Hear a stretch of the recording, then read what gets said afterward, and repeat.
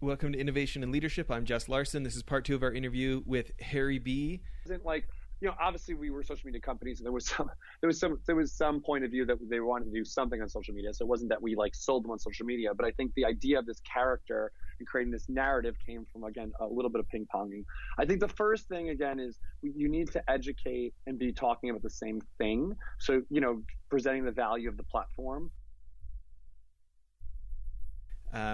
CCO at Havas, the CEO at 88. Agencies doing amazing stuff with IBM and all sorts of big brands, Louis Vuitton, Peugeot, all sorts of stuff. If you missed part 1, please go back and hear more about Harry's background and his route to become an entrepreneur and then end up selling that agency here last year. Harry, when we left off on part 1, we were talking about this idea of the case studies, the great case studies are not made by following other case studies. And you talked about something that I feel like is a bit of a theme of like diving in and trying stuff. And in the last episode, you talked about like kind of taking some baby steps and having some small wins up front.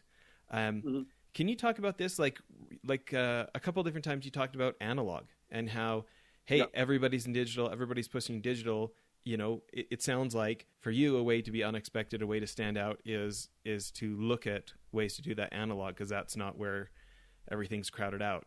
Can you talk more about that? Great. Yeah. So I think the full philosophy is, like I said, if you want different outputs, you have to do different inputs. And the value of the different outputs is that will make you stand out, right? And that's the whole core, right? And it's an authentic way to stand out. So like I said, my major input is, so I read 20 pages a day. It came from this article I read on Warren Buffett, where basically it said he basically locks himself in a room, reads 200 pages a day, and then comes out and makes his decisions about what he can invest in. So I said, if I can do 10% of that every day, I'll be 10% as successful. So I do 20 pages a day of reading a physical book, not off a tablet or my phone. And that's a mix of a lot of nonfiction, a little bit of fiction, but, some Eastern philosophy, so I actually love magazines, physical magazines. I love Harvard Business Review. I love Harper's.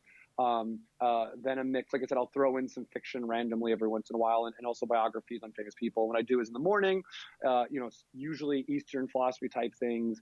After I meditate, you knock out 4, 5, 8 pages, depending on what's going on. Then through the day, having magazines around, 5, 10 pages work their way out. And then before I go to sleep, I don't begin my day or end my day on my phone. I gave a half hour before I pick up my phone in the morning, and I do at least a half hour before I go to sleep at night of having any kind of screen in front of me. So I take that time then again to read. Super important. Second thing is music. My relationship with music. I love music. It's really, really, really important to me. But it's vinyl. I do use Spotify or mobile music maybe when I'm traveling or when I'm in a car. But I have to be honest. I do a lot of podcast listening when I'm driving places and I'm traveling.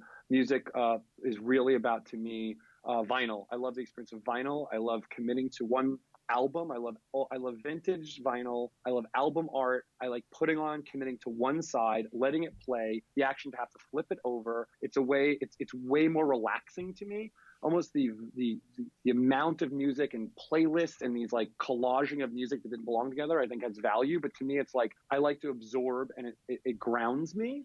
And I think those, that reading paper books and listening to vinyl is very grounding, right? And then I enter this world of completely, working in digital media. I was just earlier today in our experience studio upstairs, where we're working with some new VR, AR technologies. And, it's like, I love and have the passion for that. And I feel like when I come into that room, I'm fresh and there. And I have this, this whole philosophy about basically creative hydration, right? That like, you get into a room and you're expected to come up with an idea as a creative, and you're like, oh my God, I don't have an idea. And it's because you have to hydrate. Like when you're dehydrated, it's too late, right? Like you should be hydrating all day, and then you'll be able to run and exercise as much as you want. So if you can't have an idea when you need one, that's too late. You're already dehydrated. So I'm always like creatively hydrating myself. And to me, it's really about analog. Yeah. Okay. So I love this. I'm a huge fan of the Stephen Johnson book, Where Good Ideas Come From. And he just goes through history and how often it's somebody goes out into, like, he calls it a liquid network, right? Where you're bouncing into a whole bunch of ideas, and then they come back on their own and they work on it and they go out and bounce into a bunch of ideas, and how often that process, they end up bumping into the other half of their idea. And Yeah. it's fascinating to see it through history. But my question for you is, let's say somebody's listening, they're running a department of their company, or they are an entrepreneur, or somebody running something, and they're trying to stand out. They're trying to take these principles and come up with something that is unexpected for the industry. You know, they're trying to come up with a different input compared to their competition so they can have a better output. Can you talk about what this has looked like in your own experience? Like, can you talk about, you know, I heard your story about working with Bloomingdale's. Can you talk about how, I don't know if it was Tumblr or Instagram or where you were going with them, but can you tell us that story, or is there a story like that where you can talk about helping a client explore something that hadn't been done in their industry? Cool. Yeah, I mean, I have a bunch of case studies. Let me try to think. Let's go through a couple of them. Bloomingdale's, again. So when I started working at Bloomingdale's, obviously the retail industry was, catalog based and digital media based, and this was obviously early on. And Bloomingdale's did have an Instagram, but they didn't really have and no one really had, especially at the bigger retailer. I mean, these smaller emerging brands were just all, direct to consumer brands. All these new direct to consumer brands were already like using social media, right? Already you had the Glossiers and these people doing it. But we came in, we were like, what's true to your brand? What's your brand truth? And if you're in the history of Bloomingdale's, when they would open a store, it was like a marching band, and it was very celebratory, and there was a fun factor of it. So we kind of, our lens was fun fashion, that they're not, that there's a fun point of view. And we basically created a female character that you didn't know her name and you didn't really see her face, who kind of lived the world through fashion in a fun way. And if it rained outside, she was happy because she got to use her purple umbrella. Like, she tackled every life challenge through fashion and fun. And it was like this kind of subtle narrative that would never get, it wasn't so overt that it was like, if you didn't catch it, you didn't get it. We started, I mean, we had like, I don't know, we met them, we had like 120,000 followers or something. And this is like a pre-algorithm. We grew like 450,000 followers like in like 3 months. It was just like, people started being like really, really engaged with the content. They really identified with this fun fashion character. It was true to the brand. Like, when you go to the store, you could find all these elements, right? Like and also shopping, physical shopping is fun, right? Like, that is why you physically shop rather than online shop. Like, there is a physical, so it's like, we just kind of found a sweet spot that like resonated with the consumer. And, I always believe that, online and offline, is connected, and that in the word social media is social. So socialness needs to be the core, right? The sociality of the idea needs to be as value as has to reflect in the content. So that was like a really great win. And we got recognized by Instagram as like best retail use of Instagram. And we did a bunch of really fun things also in Snapchat launch. So it was just like, because once we started getting wins there, then we tackled Snapchat together. And so it was just, again, it was, having a strong insight and a point of view. We didn't just like say, okay, being innovative isn't a point of view. Like, it's understanding there's always going to be a challenge. So we have to acknowledge a challenge together, right? This is the relationship part of you and your client. You and your client have to acknowledge and make sure you're talking about the same challenge, right? A bad client relationship is you guys are talking about two different challenges, and the challenge can't be each other. The challenge is we're agreeing that we have a challenge as a brand, and this challenge was obviously to grow the awareness against the millennial consumer, which is a huge challenge for a lot of older companies, not the newer companies that naturally have the millennial consumer. So let's agree on that challenge, and then we'll work together to come up with ideas to tackle this challenge, right? And that, again, at that time it was Instagram. So, and diving into this, can you give me those stats again, what they were at before you got them to the 450,000? Like I said, it was, I think it was like, the percentages were like 500% growth every month. So I think it was, again, I'm guessing it was in the hundreds, and then we were in the 500s. Let's just say. Okay. We can follow up if you want, but it was rapid growth. At the point we thought something was broken, like we called Instagram, like, doesn't even make any sense. Like, this is it? And they're like, no, your just engagement is really high. Kept hitting the trending page. It was just you just hit a nerve. Like, so. And this is what I want to dive into is, let's say the client is my boss. Maybe I'm not an agency. Maybe I am the CMO, and the client is the CEO, or the client is the board of directors, right? Yeah.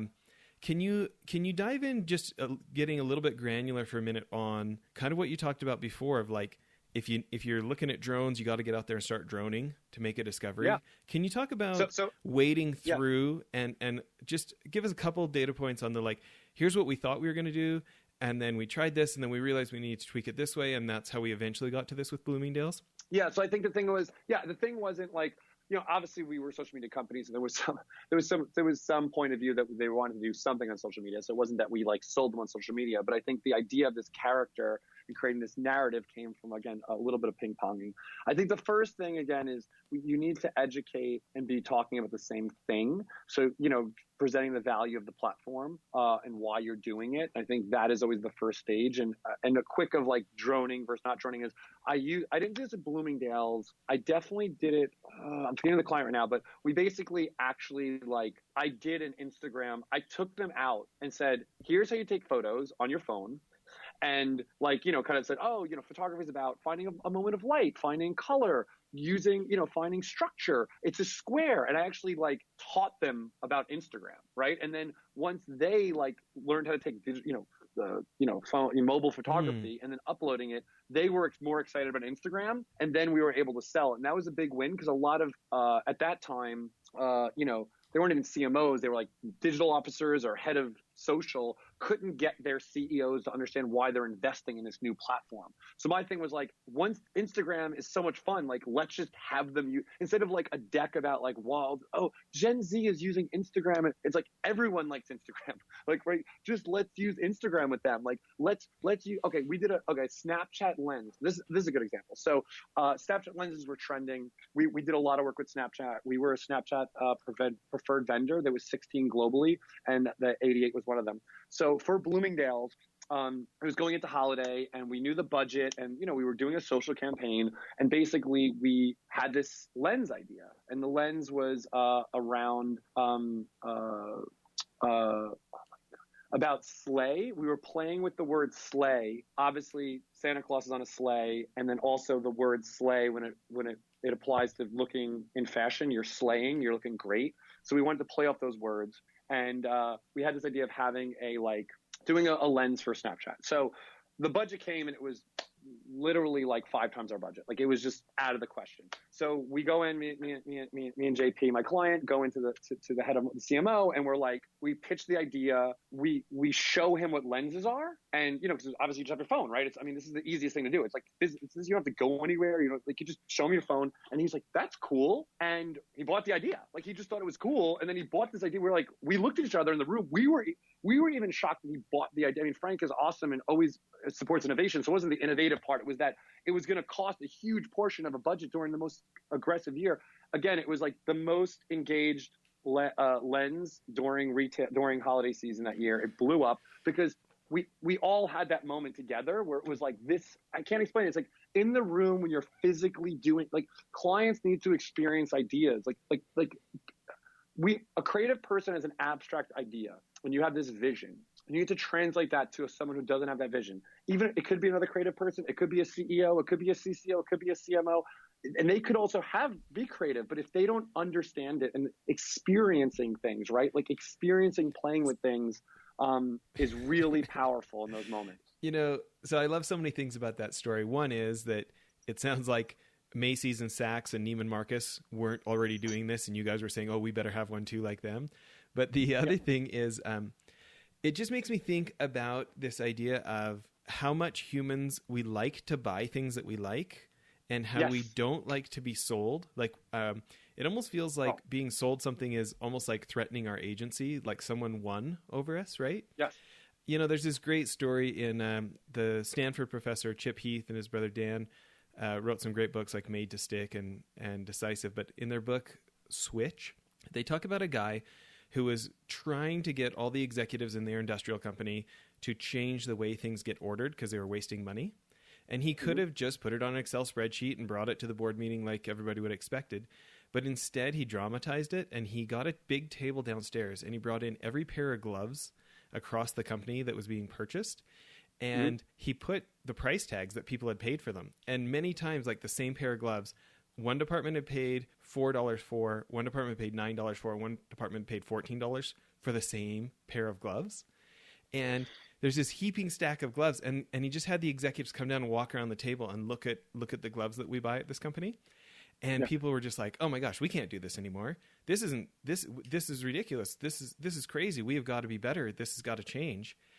And instead of him, like you said, having a deck and trying to convince people and essentially sell them on his idea, he gave them this experience, and almost like the respect to come to their own conclusion after their own experience. And like, it was almost like he saw himself as like the educator, and had some faith that he wasn't smarter than them, that they'd come to the same conclusion, kind of thing. Mm-hmm. And I call that focus group. I always go, guys, let's stop. Focus group of one. What do you think? Like, I always go, like, we're going to like my thing is, humans are actually all made of the same things, right? Like, emotionally, we're made of the same emotions, right? And we're in general are pretty much attracted instinctually to a lot of the same things, right? It's like, so the point is, I call it the focus group of one. Like, I'll be in a room, and obviously I do believe in focus group and data, and I'm not saying that shouldn't happen, but I don't like when we go so far away from the people in the room. And greatness is made. I stop sometimes and go, guys, great. What I say when someone goes, that great, dude, how did they do that? I go, it was people like us in a room that did that. Like, we're all humans, right? So let's look at each other and like, focus number one. How do you feel about this? Do you like this? Like, oh, well, no, you, like, how do you feel? And they're like, a big thing for me, I always say to someone, like, my creatives here, like, am I laughing? Am I crying? Am I going, oh, like, simple. That's the first thing. Like that is it. When you present me an idea, like, yeah, insight, innovation, craft. I have my, the things I look for in people is happy, hungry, curious. Like, those are just entry level. But in a meeting, like, are you laughing? Are you crying? Meaning, not being sad, but be emotive. Is it creating emotion for you? Or are you like, oh, that's so cool? Like, if I can't get a reaction, if we're not getting a reaction, our consumer isn't, right? So it's like, you need to kind of find your consumer target, and Gen Z, Gen X group. Like, yes, there is a huge ecosystem that I play in, and we talk about, and I've had 4 meetings today about it. But at the end, it's like the gut. And that's I love traveling, and I watch families, and I'm like, why is that person wearing Nikes? Why is that person wearing Under Armour? Why is that person drinking Starbucks? Why is that like, I look at them and I'm like, I absorb a lot. And I think the challenge I do have with social media, and I started a social community company, and I'm so true to it, is that if you're looking at your phone all the time, like, you're not experiencing the world. And experience, doing things, human interaction, physicality, to me is the greatest advantage. And what I would say to the person is, like, I'm not saying you should start a farmer's market. I'm not saying you have to read 20 pages a day, but like, what is you? Like, you are the factor that's different. Like, the five people in the room, that's what makes everything different. Yeah, but I feel like this goes exactly back to what you're saying of, the greatest case studies are not made by following the previous case studies, right? Yeah. The idea of, if you want to stand out where millions and, some cases billions of people are online, getting your inspiration from everything that's online already is, you're giving the same inputs, right? Yes. Like you said, if you want different outputs, it takes different inputs. And like, I'm looking at an Instagram picture of yours from last year where you're giving a speech, and there's a big thing on the front that says, on the slide, it says, the biggest enemy is mediocrity. And yeah, I think about your point of case studies, of focus groups, and how often, like, yes, there's some validation. Yes, we need to be smart enough to go out and get reactions to our stuff. But if we, by definition, if we go out and ask huge masses of folks, things get watered down to the average. And if mediocrity is the enemy, then, while there's a balance beam of, being too egotistical on one side and not accepting any feedback, to me, I feel like as humans, as herd animals, we have so much more of a temptation to fall off the other side of the balance beam of, not enough people approved of my concept that they haven't actually experienced yet. I guess we shouldn't go so bold. Can you, and I know we've only got a few minutes left for the episode, but can you talk about this? The biggest enemy is mediocrity.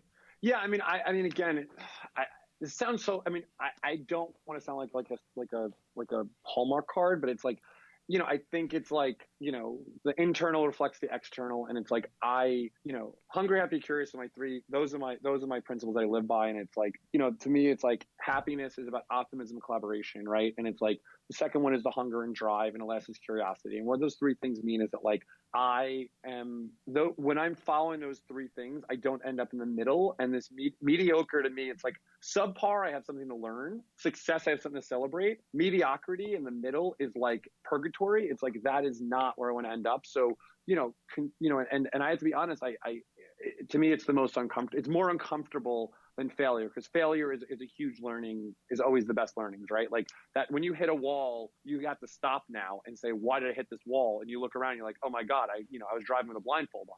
Like you at least figure that out. But the mediocrity thing is, I don't accept it. And that is my biggest fear. And I just, I constantly drive and I haven't really talked about who you surround yourself with, but I like when you said herd animals, creating your herd. Another big thing is like, who are your peers? Who are your mentors? And who are your mentees is how I judge a person, right? Like, you can kind of see what their circle is to really realize, because if they're surrounded by a bunch of like what you understand mediocre to be and what success and failure is against this circle, right? So if you have a mediocre circle, you could be like the best mediocre person. I pride myself in trying to really surround myself with people that have a very high standard of success. That's super important. Okay, I love this. Can you think of an example of, over the last 20 years, some campaign where you got ambitious and you had a lot of vision and then you hit the wall? Wow. I know I'm putting you on the spot if there's not one that comes to mind, but no. I'm trying to think. I could talk about a personal project. So we tried to, I was obsessed with hashtags. So this is a personal project. This is a project that we did at the 88. So I got a developer at the 88. I'm like, I'm going to develop something. So I was obsessed with hashtags, and everyone's launching hashtag campaigns. And I'm like, everyone's putting a hashtag now instead of a tagline.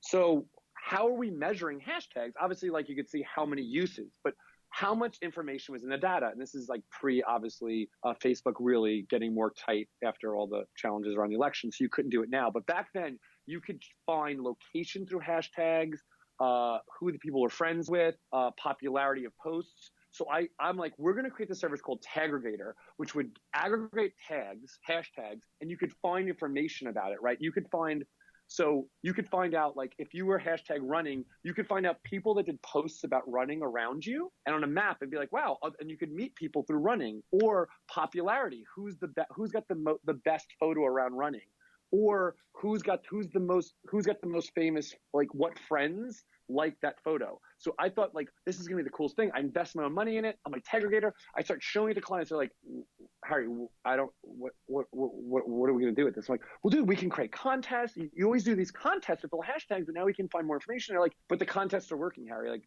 you're like I overcomplicated something that was like, they're like, we put in these hashtags, we're growing a hashtag. Growing a hashtag is enough. And people, when we do a contest back then or a hashtag, people are taking photos. And the whole point is just to get our photos out. Harry, you told us. It's like, the whole idea is that like peer-to-peer is important, and we're getting our peer-to-peer. We don't need to know all this other information. And do people care about it? Like, I feel like it's like, I always call myself a nowist, where it's like, I'm not a futurist. I'm usually in the now and grounded, and I can present ideas that are in the now. But this one, I think I just got like a year too far ahead of myself or something. And I basically wasted, I mean, it wasn't a huge investment, but it was like some time and some money, but it was like, people literally looked at it, and I didn't lose a relationship. Some people were like, Harry, I think you're overcomplicating this one. And the project just kind of died, but we made an app, and I invested in it, and it just didn't work.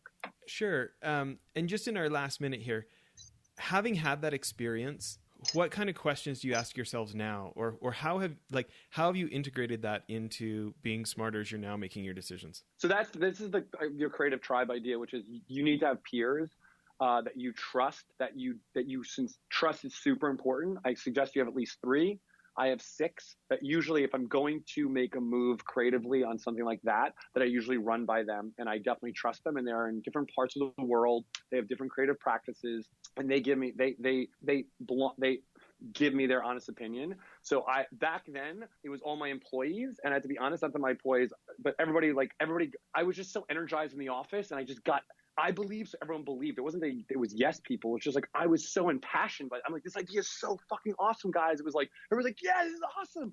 But like, you need that people who aren't in the office with you, who are not always around you, that you kind of ping, who will give you the honest opinion. And I think, you said it. We are pack animals. We were in tribes. Like you need your board, right? And it's not about, everybody always looks for my mentor. I love the peers that I trust, that I can be honest with, and they inspire me. I inspire them, and we can keep each other in check. I love it. Well, thanks for making time for being on the show. Great. Dude, I was really excited to talk. And like I said, I'm looking forward to hearing more of your other podcasts, and any way I can support, let me know. Yeah. So everybody, check out Harry's stuff on Instagram. It's Harry B, just the letter B, at Harry B. And this was great. Thanks so much, man. Have a wonderful day. You bet. Well, that's it for the episode. One other thing I wanted to tell you about, if you remember the guys from Convoy in episodes back, Ken Free and Trent Mano, I went on one of their CEO trips to New York, and I met a guy named Brent Thompson, very successful entrepreneur. He was former CEO of Jive Communications, big company now, I think $300 or $400 million. Anyways, he started a new company called blipbillboards.com. I'm super stoked they're a sponsor now. But I remember a year and some ago when I met him, I thought it was genius. Instead of having to buy 6 months or a year's worth of billboard for thousands of dollars, you can buy 8 seconds at a time for like 10 or 20 cents. You pick what billboard you want it on, what time of day you want it to run. And it just puts so much power in the hands of marketers and CEOs who want to try something and see if it works. You can buy as many or as few as you want, change it as many times as you want. I think now our podcast is being advertised on billboards in like 18 different states because we have these guys as sponsors. We're pretty excited about it. Hope you check out blipbillboards.com. Thanks.